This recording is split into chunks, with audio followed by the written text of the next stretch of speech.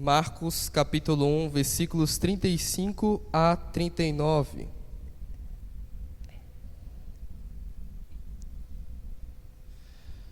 Esse é o mesmo texto que eu dei uma devocional na última assembleia que nós tivemos. Eu tinha outro sermão pronto para pregar aqui, mas eu senti do Senhor que esse sermão deveria ser pregado, esse texto deveria ser pregado com mais calma, com mais tempo aqui. Filipenses 3:1 também, Paulo, quando escreve aos Filipenses, ele diz assim: escrever de novo as mesmas coisas não é um problema para mim, porque é segurança para vocês. Então, falarmos de um mesmo assunto novamente não é um problema quando Deus direciona para isso, mas é segurança para nós. Leiamos o texto, Marcos 1, 35 a 39. Tendo se levantado de madrugada, quando ainda estava escuro, Jesus saiu e foi para um lugar deserto e ali orava. Simão e os que estavam com ele procuraram Jesus por toda parte. Quando o encontraram, lhe disseram: todos estão à sua procura. Jesus, porém, lhes disse: vamos a outros lugares, aos povoados vizinhos, a fim de que eu pregue também ali, pois foi para isso que eu vim. Então ele foi por toda a Galileia, pregando nas sinagogas deles e expulsando os demônios. Vamos orar novamente. Pai Santo, nós pedimos como igreja que Tua palavra fale aos nossos corações, Senhor, e pedimos que o Senhor tire toda a distração da nossa mente nesse momento, para que nos concentremos na Tua palavra. Que essa palavra possa impactar, meu Deus, a nossa segunda-feira, a nossa terça-feira, toda a nossa semana, a nossa vida. Corações que estão frios, corações que estão desanimados, corações que estão divididos, que nessa noite, Senhor, possam ser purificados por meio da Tua palavra. Que a Tua presença, Senhor, seja manifesta aqui, que Teu Espírito, Senhor, fale profundamente aos nossos corações. Ó Deus, que eu não fale nada de mim mesmo, mas que o Senhor coloque as palavras em minha boca, conforme a Tua palavra, para a nossa edificação, em nome de Jesus. Amém.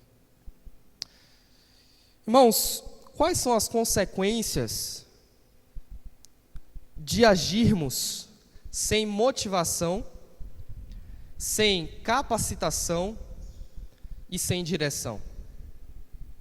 Nós, como cristãos, desejamos agradar a Deus de muitas formas. Sejam pessoas que estão no ministério.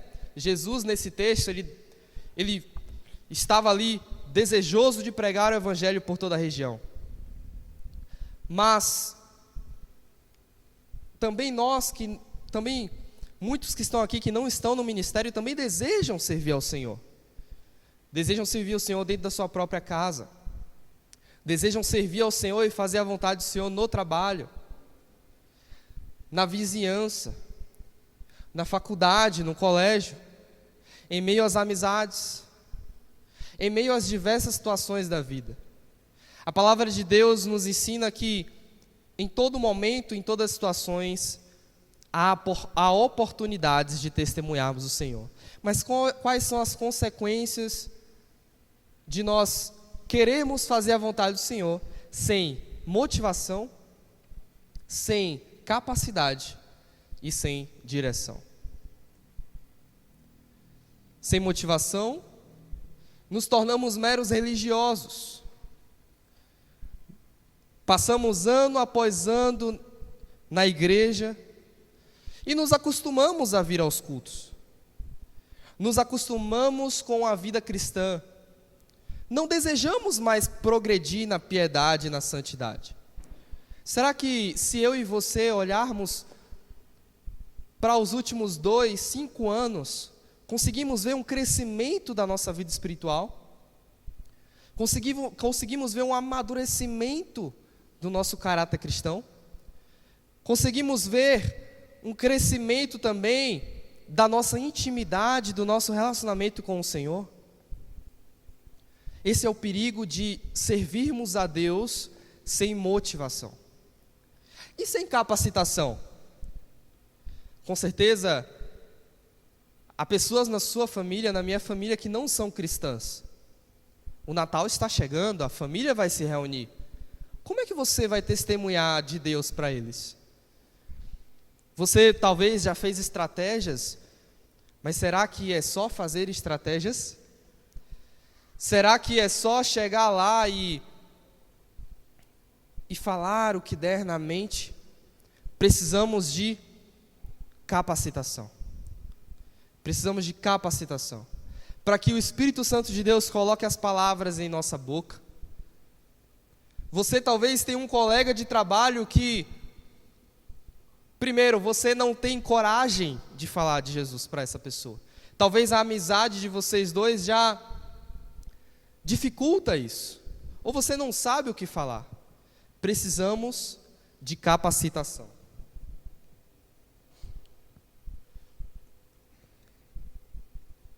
Precisamos também de direção. O Espírito Santo tem que nos guiar. Quando a gente vai fazer aquela visita àquela família, nós precisamos de direção para que o Espírito nos guie. Qual o momento certo de falar? O que falar? Qual o momento de calar? Qual o momento de falar? É só dessa forma que a gente consegue impactar as pessoas.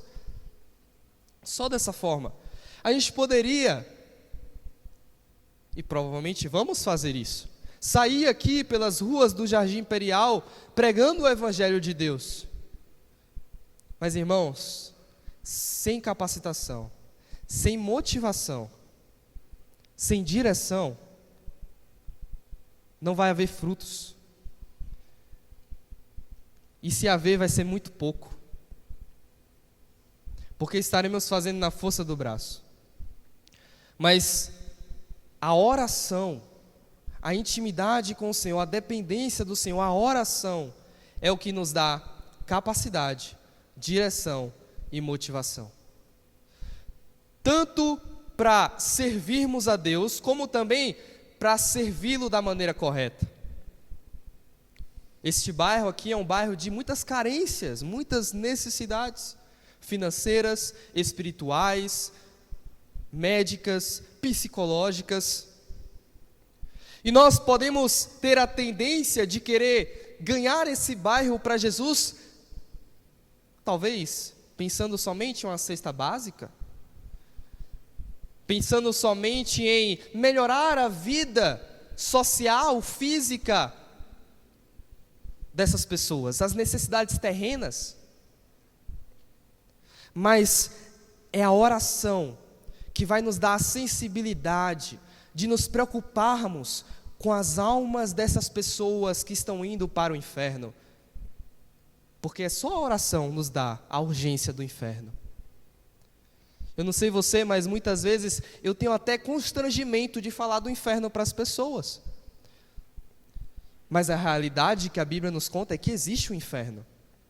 E multidões estão indo para lá. Mas sem a oração, nós perdemos a sensibilidade disso.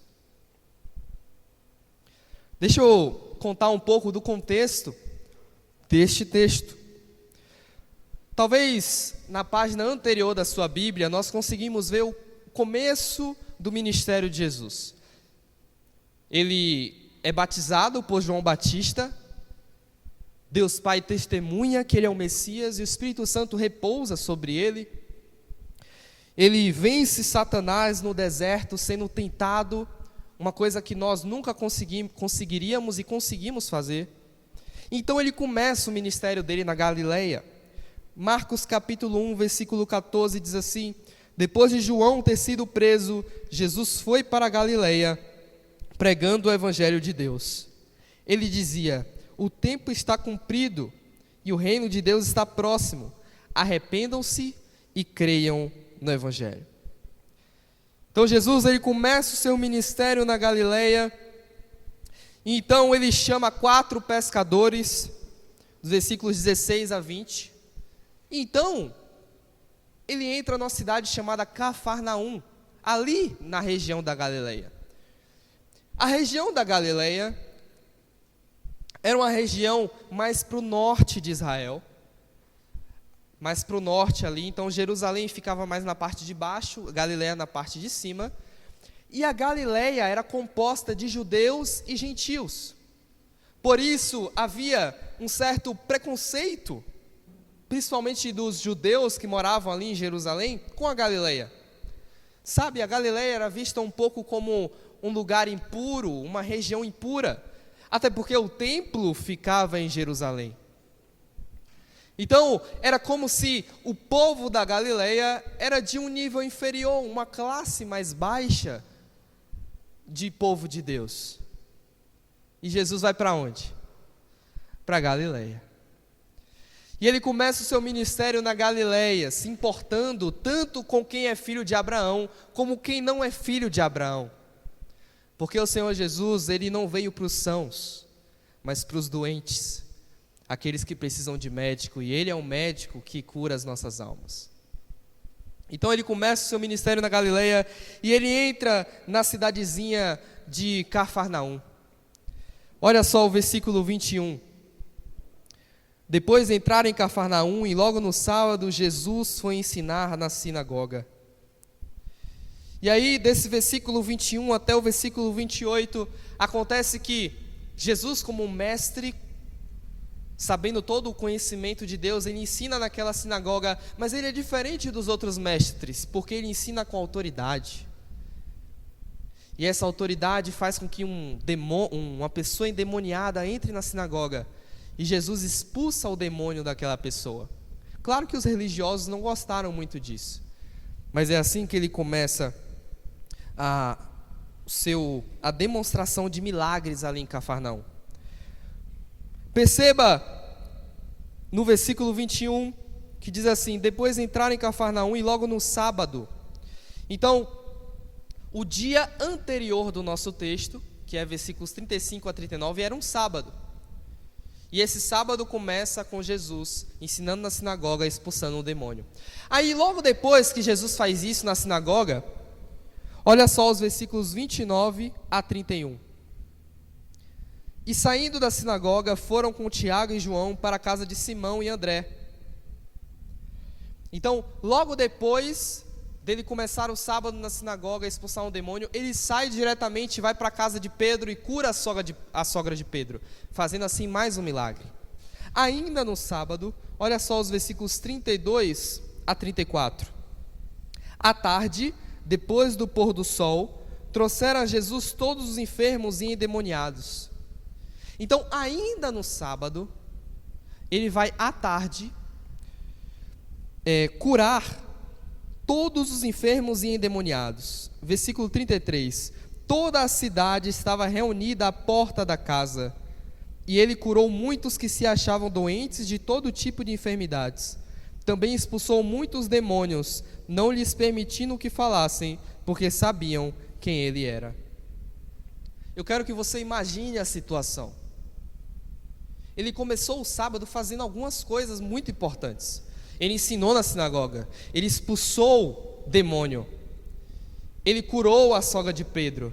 E agora, a cidade de Cafarnaum, vendo que esse profeta ele tinha realmente poder de Deus, começa a trazer todos os enfermos e endemoniados daquela cidade.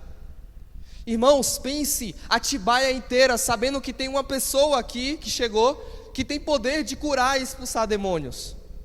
Então toda Atibaia começa a trazer pessoas para uma casa onde esse profeta está. Irmãos, é uma multidão ao redor da casa. E é interessante que, olha só o versículo 32, que diz assim: à tarde, depois do pôr do sol. Ou seja, eles começam a trazer doentes e possuídos de demônios, entrando já à noite, já era de noite. Eu pergunto para os irmãos, Jesus estava cansado ou não estava? Mas ele não vai deixar de servir a Deus, porque ele sente compaixão dessas pessoas. Versículo 34. E ele curou muitos que se achavam doentes de todo tipo de enfermidades. Também expulsou muitos demônios, não lhes permitindo que falassem, porque sabiam quem ele era. Irmãos, isso aqui não durou com certeza alguns minutos. Isso aqui com certeza não durou 1, 2 horas. Eram todos os enfermos da cidade, pessoas endemoniadas, uma multidão rodeando a casa. Versículo 33, toda a cidade estava reunida à porta da casa. Mas ele curou todos.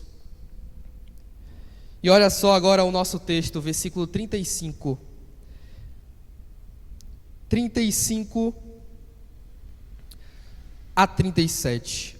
Tendo se levantado de madrugada, quando ainda estava escuro, Jesus saiu e foi para um lugar deserto e ali orava. Simão e os que estavam com ele procuraram Jesus por toda parte. Quando o encontraram, lhe disseram: todos estão à sua procura. Tendo se levantado de madrugada, quando ainda estava escuro, provavelmente era de 3 a 5 horas da manhã, Jesus estava totalmente cansado. Totalmente cansado. Poder havia saído dele o dia todo. Aqui já era domingo, madrugada do domingo. Mas apesar de ter trabalhado tanto, ele sabia que uma coisa ele não poderia negligenciar. Uma coisa não poderia negligenciar: a oração. A oração. Jesus, ele levanta. Imagino que ele deve ter dormido ali 1, 2 horas de sono. E eu imagino ele levantando ali, talvez aqui da casa de Pedro, e ele saindo de fininho, silenciosamente, para que ninguém acordasse.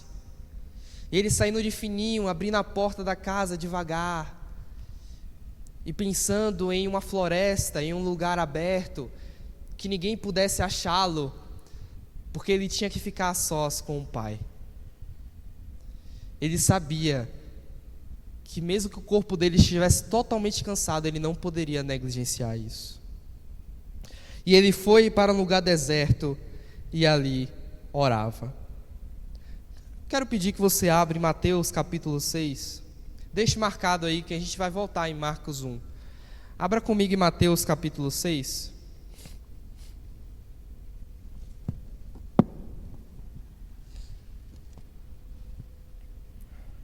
Mateus capítulo 6.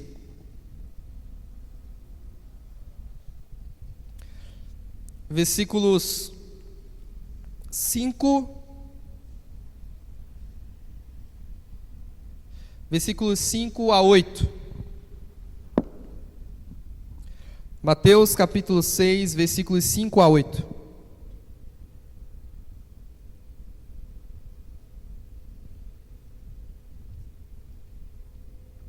Diz assim: e quando orarem, não sejam como os hipócritas que gostam de orar em pé nas sinagogas e nos cantos das praças para serem vistos pelos outros. Em verdade lhes digo que eles já receberam sua recompensa. Mas ao orar, entre no seu quarto e, fechada a porta, ore ao seu Pai que está em secreto. E o seu Pai que vem em secreto lhe dará a recompensa. Até aí. Essa palavra eu acho que é mais popularizada em outros meios e não tão tradicionais como os nossos, mas a palavra secreto é uma palavra bíblica, a palavra secreto. O secreto é um lugar que nós fechamos a nossa vida para balanço e nos colocamos diante do Criador de todas as coisas para contemplarmos a presença dele e recebermos motivação, capacidade e direção. É interessante que o texto fala que os hipócritas, eles gostam de orar para serem vistos pelos outros, para serem justificados pelos outros. E o texto fala uma frase que é bem dolorida. O texto fala: em verdade lhes digo que eles já receberam a sua recompensa. Porque essas pessoas, elas não se preocupam com o Criador, se Deus vai ouvir a oração delas. Elas não estão preocupadas em realmente ser sinceras, em pedir algo a Deus ou colocar algo diante de Deus. Elas estão preocupadas com os homens. A oração delas não é de verdade. Mas aquele que quer agradar realmente a Deus, Jesus instrui assim: mas ao orar, versículo 6, entre no seu quarto e fechada a porta, ore ao seu Pai que está em secreto. É interessante que a nossa casa é o lugar mais privativo, que nós temos mais privacidade de todos os lugares. E dentro da nossa casa nós temos um lugar mais privativo ainda, que temos mais privacidade ainda, que é o nosso quarto. Porque dentro da casa, pessoas podem te ver orando também. Talvez você ore na sala, talvez você ore na cozinha, não sei. Talvez você quer que os seus próprios familiares te vejam orando. E dentro do quarto, que é o lugar mais privativo possível que você pode ter nessa terra, onde as pessoas menos podem te ver, Jesus ainda fala assim, ó: feche a porta. Jesus está colocando uma regra aqui? Você só pode orar no secreto dentro do seu quarto com a porta fechada? Não, mas Ele está nos dando um princípio. Faça de tudo para que a sua oração seja sincera e que a sua preocupação seja Deus ver você orando, seja a sua oração ser direcionada a Deus e não para as pessoas te verem como piedoso. Mas também nós não podemos negligenciar uma exortação clara que temos aqui: ter um lugar específico para você ficar a sós com Deus também é uma coisa boa. É o que Jesus está instruindo. E o texto, no final do versículo 6, diz: e o seu Pai que vem em secreto lhe dará a recompensa. E seu Pai que lhe vem em secreto lhe dará a recompensa. Você e eu que estamos aqui essa noite, nós queremos a recompensa dos homens ou a recompensa de Deus? Nós queremos uma recompensa? Pode voltar a Marcos capítulo 1, versículos 35 a 39. Jesus, ele vivia o que pregava. Ele vivia o que pregava. Não é à toa que ele sai para um lugar deserto para ficar a sós com o Pai, porque ele sabia que ele poderia ser interrompido também pelas outras pessoas. E aqui, meus irmãos, quero compartilhar algo que eu ouço há muitos anos, mas eu não vejo base bíblica na palavra de Deus. Eu já ouvi de pastores muito crentes, pastores que eu admiro, pessoas. Eu ouvi assim: eu não tiro um tempo específico no meu dia para ficar a sós com Deus. Eu não tiro um tempo do meu dia para ficar no secreto com Deus. Eu oro o tempo todo, durante todo o dia. Ok, é bom orar o tempo todo. Mas o que a palavra nos instrui, Mateus capítulo 6, é que esse tempo a sós, onde nós não podemos ser atrapalhados, é importante. É importante. Um tempo onde nós deixamos as pessoas por causa das pessoas. Olha o versículo 36 comigo. Simão, vocês estão em Marcos capítulo 1, versículo 36. Simão e os que estavam com ele procuraram Jesus por toda parte. Quando o encontraram, lhe disseram: todos estão à sua procura. Simão e os que estavam com ele. Quem é que estava com Simão? Jesus deixou Simão e toda a multidão lá na casa e se afastou. Provavelmente quem está procurando Jesus aqui é Simão e muita gente procurando por toda parte Jesus. Todos, olha só o que Simão fala: todos estão à sua procura. Todos quem? Muita gente. Muita gente. Irmãos,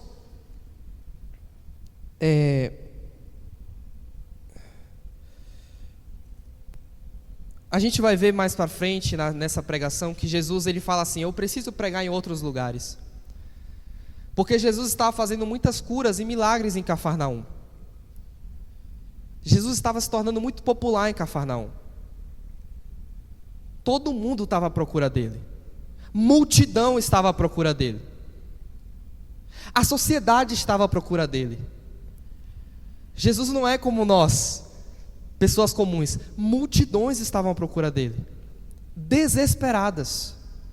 Mas Jesus, ele deixa de estar com as pessoas por causa das pessoas. Há momentos que nós precisamos deixar de estar com as pessoas por causa das pessoas. Há momentos que nós precisamos nos isolar para estar só com Deus. Só com Deus. Sem interrupções, sem ligações, sem batidas na porta. Estar na presença daquele que mais importa.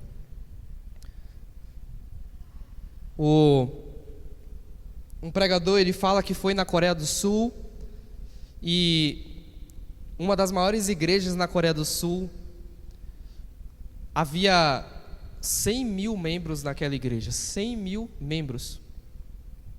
E o presidente do país liga para o pastor dessa igreja e fala: eu quero falar com ele agora. A secretária do pastor, então, fala: ele está orando, ele não pode te atender agora. E aí o presidente do país, ele desliga a ligação com raiva e fala: quem é esse pastor para fazer isso comigo? Eu sou o presidente.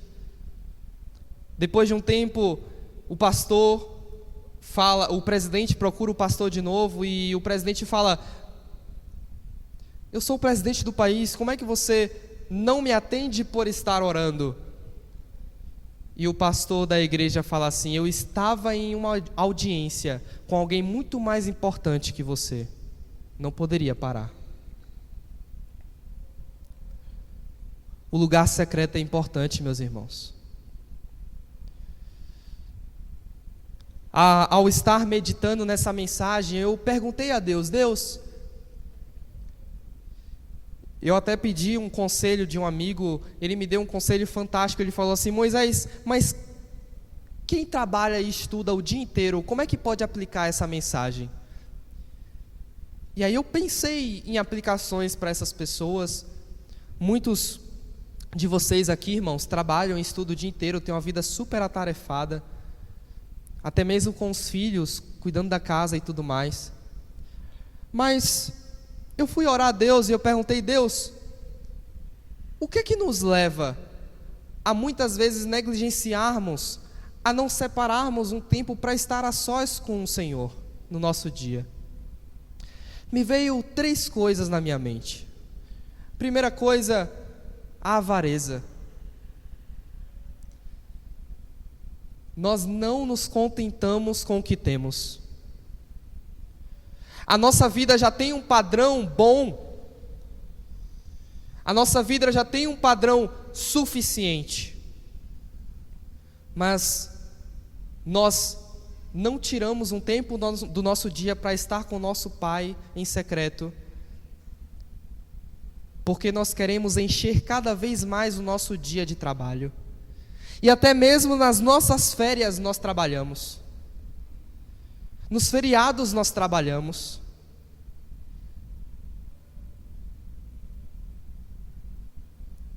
A segunda coisa que me veio à mente sobre como negligenciamos o tempo do secreto com o nosso Pai é a incredulidade.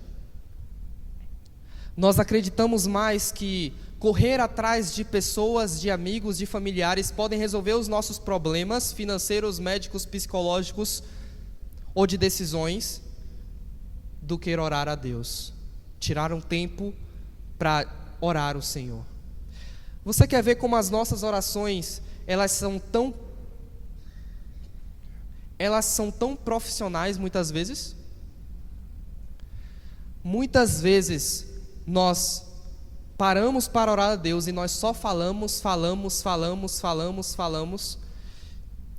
e não paramos alguns minutos para ficar em silêncio, esperando que Deus fale conosco. Apenas falamos. Meus irmãos, quando eu converso com o irmão Antônio, quando eu converso com o irmão André, eu falo e ouço o que eles têm a me falar. Por que quando nós oramos a Deus, nós só falamos e não paramos para ouvir a voz de Deus? Então a incredulidade. Nós também falamos que cremos que Deus é soberano e que Ele é onipotente, que Ele tem todo o poder e que Ele pode resolver todas as coisas. Mas isso só vai se confirmar se na prática nós fazemos aquilo que para o mundo parece totalmente improdutivo: orar.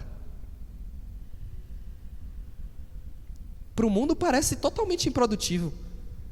Para o mundo é fazer nada. Se um pastor ora várias horas por dia, ele é um pastor preguiçoso. Isso não é bíblico. Não é bíblico. Isso está errado. Porque nós só temos motivação, capacitação e direção orando. Nós podemos ler muitos livros, nós podemos receber muitos conselhos, nós podemos ter muitos mentores, mas há coisas que só os céus podem nos dar. Homem não pode. Homem não pode. Existe uma sabedoria, meus irmãos, existe uma sabedoria que a nossa disciplina não pode nos dar. Tem que vir do céu. Existe um fruto que a nossa vida não pode produzir pela nossa força. Tem que ser o Espírito Santo.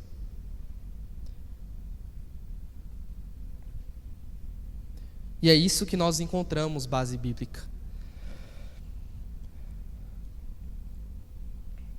Então tem a terceira coisa.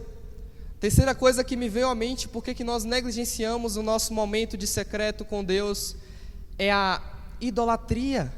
Idolatria. 1 João capítulo 2, versículo 15 diz assim: não ameis o mundo, nem as coisas que há no mundo. A cobiça dos olhos, a cobiça da carne, a soberba da vida, porque o mundo e essas coisas vão passar, mas quem faz a vontade do Senhor permanece para sempre.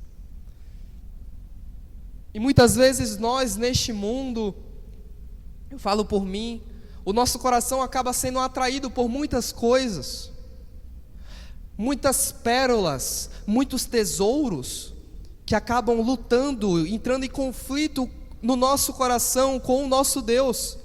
E aí, este lugar de secreto a sós com Deus já não é mais prazeroso. Vamos ser sinceros.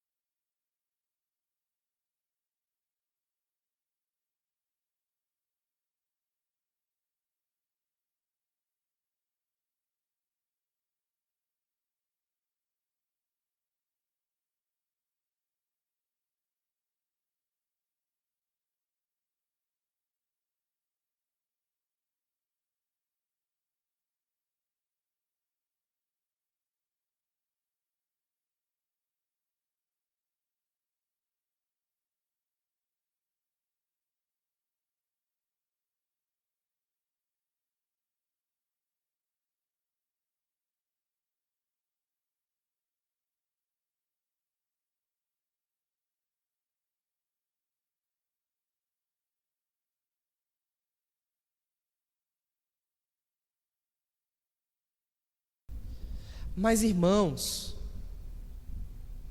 eu creio que o momento de descanso do coração dele é estar com o Pai.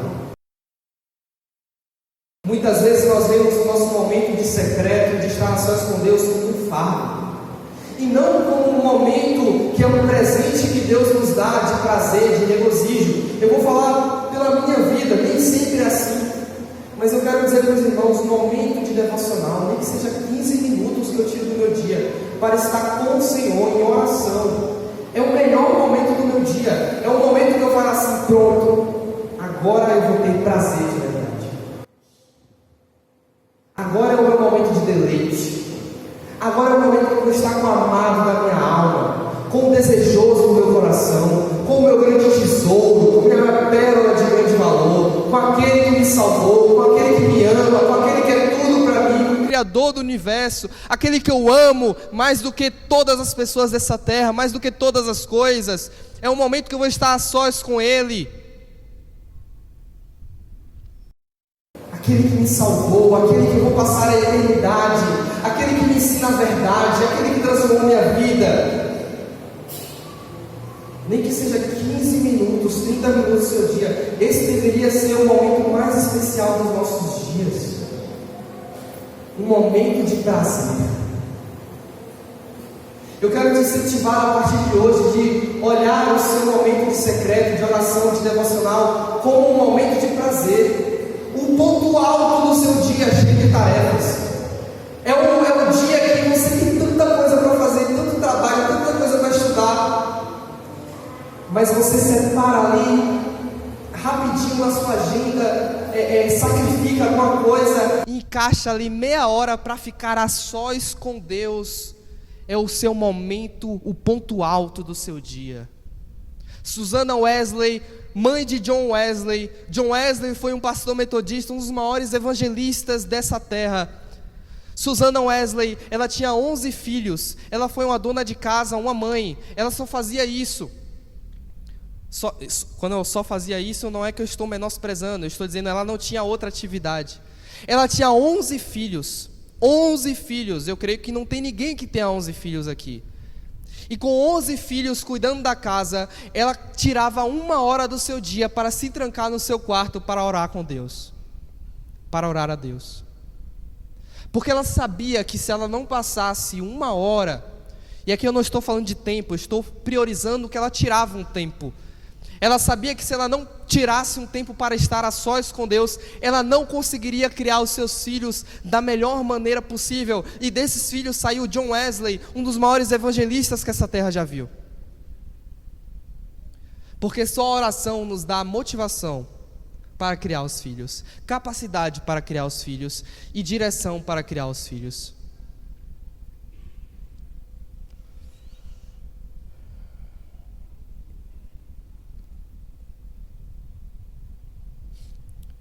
Então Jesus, ele deixava as pessoas por amor às pessoas.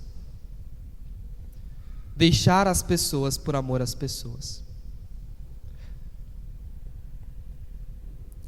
E eu quero ler com você agora os versículos 38 a 39. Nos versículos 35 a 37, se nós fôssemos resumir, a gente viu que a oração é a fonte de motivação e capacitação para pregar o Evangelho. Jesus foi para um lugar deserto orar e se separar um pouco das pessoas, porque a oração é a fonte de motivação e capacitação para pregar o Evangelho. Olha só agora os versículos 38 e 39.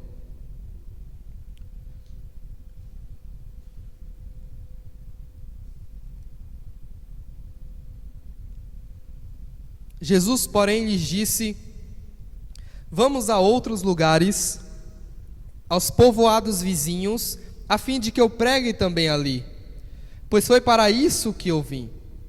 Então ele foi por toda a Galileia, pregando nas sinagogas deles e expulsando os demônios.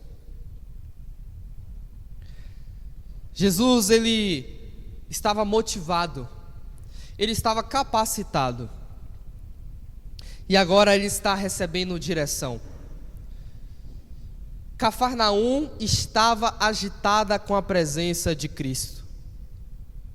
Jesus estava curando todo mundo, expulsando demônios, a cidade estava uma loucura, todo mundo indo para a porta da casa dele, Todo mundo só falava de uma coisa: esse profeta Jesus que cura todos.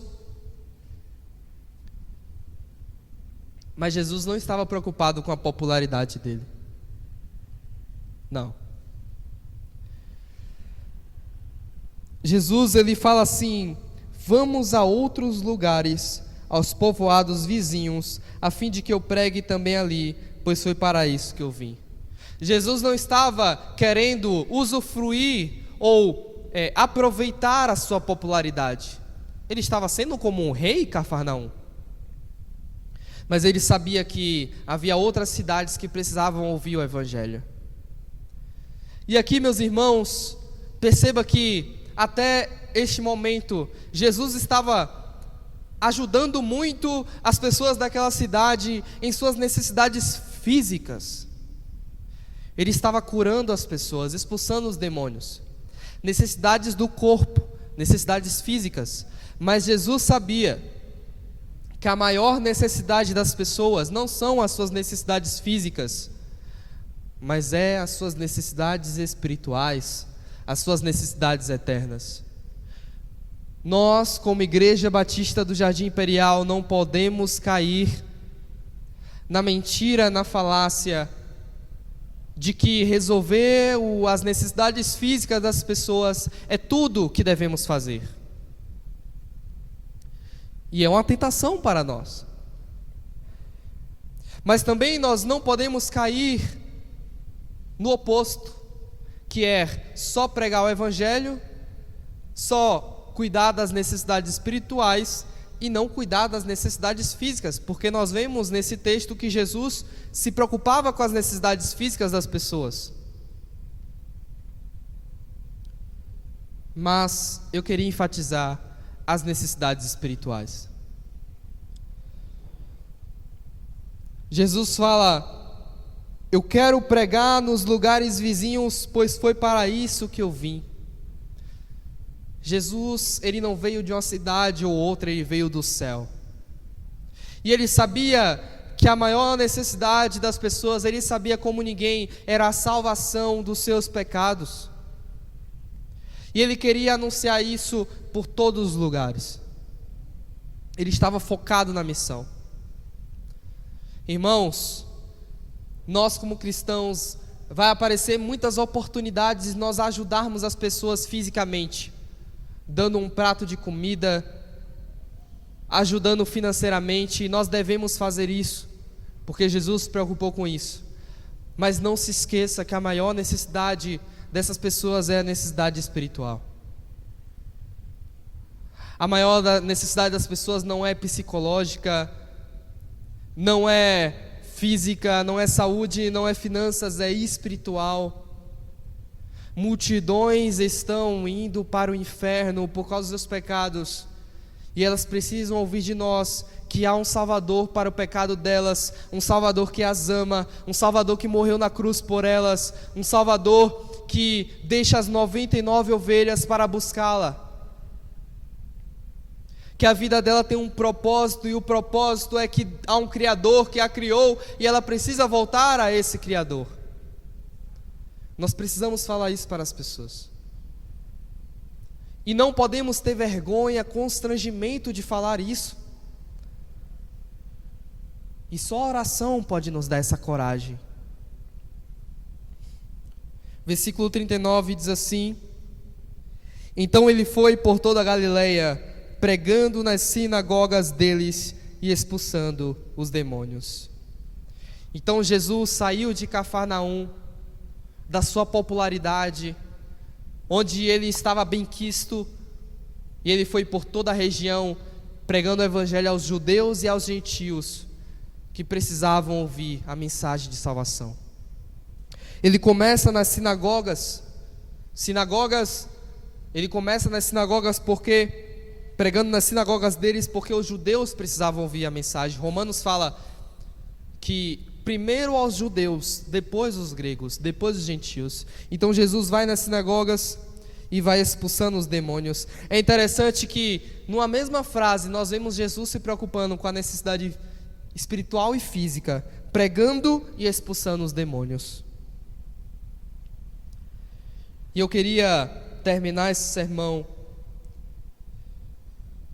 trazendo de novo à nossa mente a importância de nós valorizarmos a oração, porque nela nós teremos a motivação, a capacitação e a direção para pregar o Evangelho, para testemunhar nas nossas famílias, para testemunhar no trabalho, para fazer a vontade de Deus.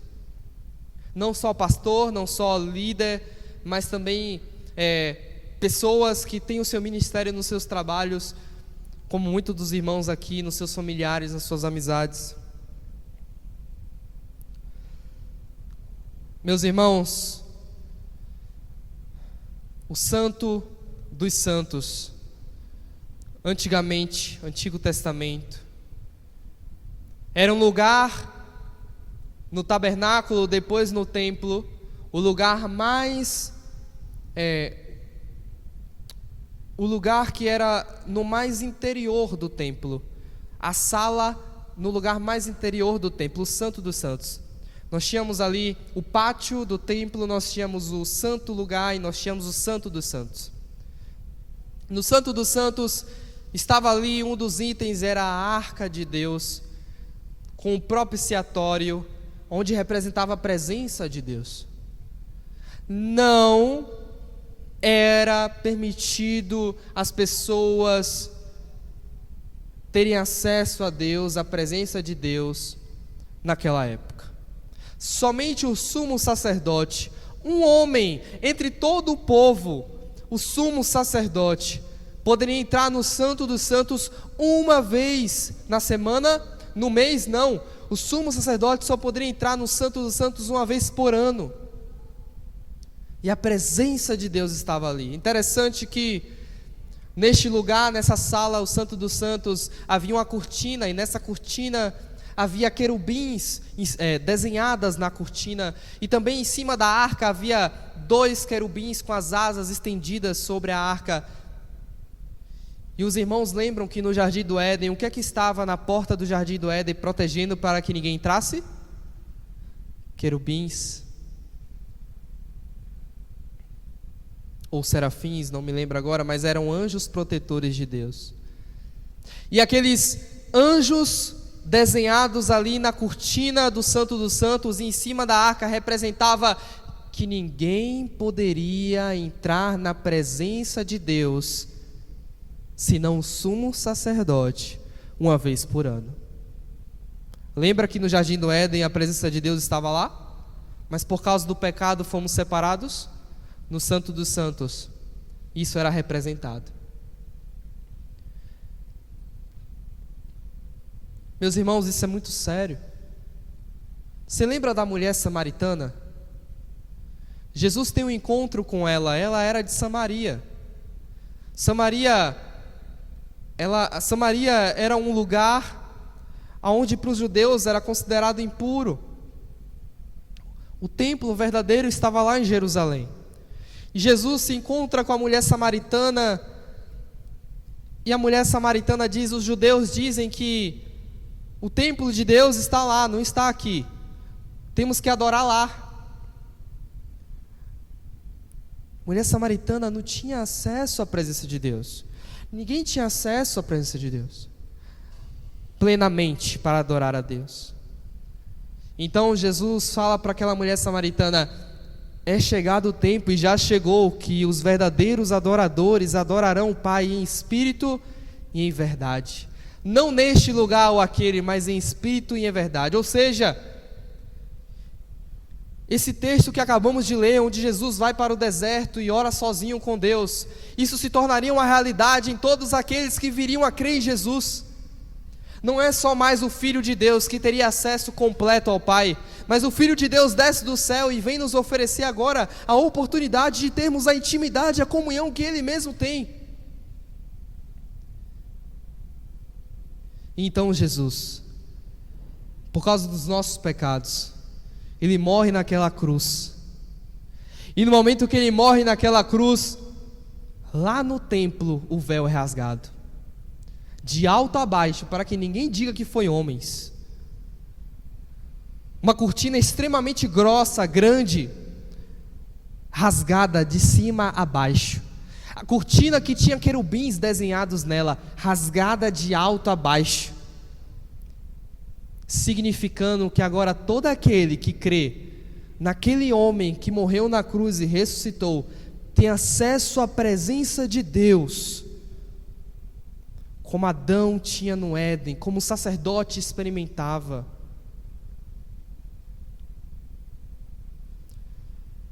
Você pode pensar assim: mas Moisés, quando eu vou para o meu quarto, eu fecho a porta, eu não vejo Deus. Sim, nós não vemos Deus, mas o Espírito Santo habita dentro de nós, não habita? Quem é o templo hoje? Onde está o templo de adorar o Senhor? Está em Jerusalém? Está em Jerusalém? Não. Se mudou para outro lugar o templo de adorar o Senhor? Não. Deus vem habitar dentro de nós. O Espírito dele habita dentro de nós. E quando nós estamos a sós com o Senhor, e não só a sós, mas em todo o tempo, mas quando estamos em oração ao Senhor, nós desfrutamos da presença de Deus. E nós conseguimos ouvir, nós conseguimos sentir o Espírito Santo movendo-se em nossos corações. Nós recebemos respostas, nós recebemos consolo, nós recebemos o amor de Deus derramado em nossos corações, nós recebemos estratégia, milagres acontecem, ansiedade passa, depressão passa, tristeza passa. Então aquele lugar que nós estamos se enche da presença do Senhor, e o nosso coração se enche de doçura. E eu quero que os irmãos entendam, isso não era possível. Isso não era possível. Hoje é. E a pergunta que fica é: você vai aproveitar esse privilégio ou não? Eu vou aproveitar esse privilégio ou não? Muitos pastores, no final das suas vidas, eles dizem assim, eles não dizem que queriam ter pregado mais, queriam ter estudado mais, queriam ter feito mais coisas. Muitos pastores no final de sua vida falam assim: eu queria ter orado mais. E o convite essa noite é que você ache descanso para a sua alma, é que eu venha achar descanso para a minha alma, é que nós tenhamos mais motivação, capacidade de direção em nossas vidas a partir de hoje, é que nós venhamos dar mais frutos para Deus através da oração. Só assim nós conseguiremos ser uma igreja vigorosa, frutificante, que vai impactar ao redor e que vai glorificar o nome do Senhor. Amém? Vamos orar?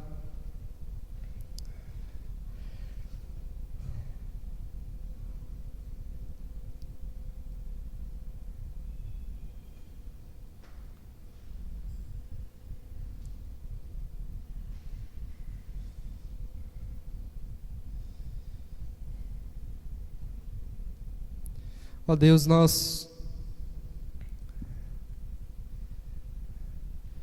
Senhor, esse mundo faz de tudo para que a gente não valorize a oração, Senhor. Até mesmo dentro da igreja, Senhor, nós somos influenciados a não orar.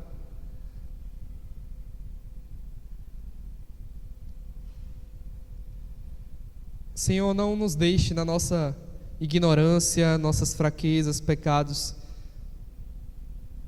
desprezarmos esse privilégio do Senhor. Senhor, não nos deixe que ano após ano passe e a gente não tenha experiências profundas com o Senhor. Não nos deixe que quando chegarmos aos céus, diante do Senhor, a gente venha se arrepender de ter passado tão pouco tempo com o Senhor aqui nessa terra. Senhor, eu oro para que maridos, esta noite, a partir de hoje, possam ser pegos de joelhos pelas suas esposas e pelos seus filhos dentro de casa. Eu oro para que maridos, ao acordarem de madrugada, olharem para o lado na cama e verem a sua esposa de joelhos. Eu oro para que filhos acordem mais cedo e a primeira coisa que busquem é o Senhor.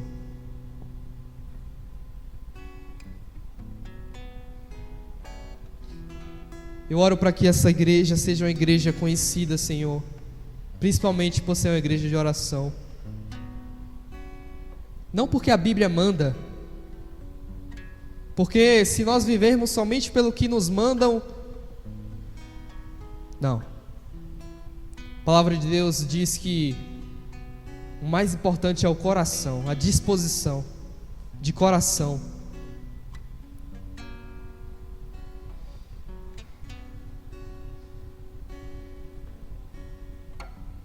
Senhor, nos faça uma igreja cheia de conhecimento, cheia de trabalho, mas cheia de oração também.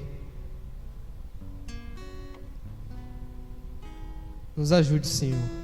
Em nome de Jesus. Amém.